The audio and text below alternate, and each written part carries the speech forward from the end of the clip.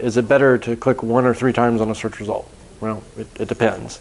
The thing we can probably all agree on is that it's better to click sometimes rather than no times.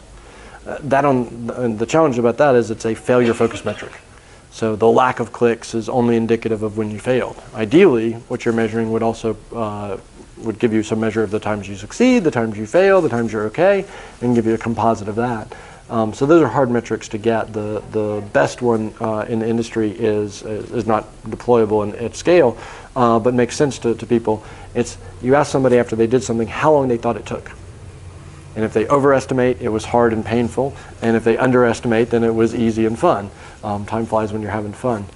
The one that you can measure that I recommend is the time to reach an item. And this is not a single page metric. No matter how many searches people tend to do, how many searches people do, you just measure from that first search to when they reach the item.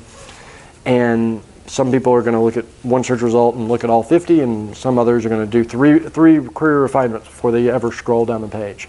But kind of capturing that time across your different systems can help understand. And then anytime you're doing a time to succeed measure, you have to measure the percentage of people that actually succeed. So you get 2 pieces there, and that's kind of the failure focus side of that time metric. The sellability and relevance are not the same thing.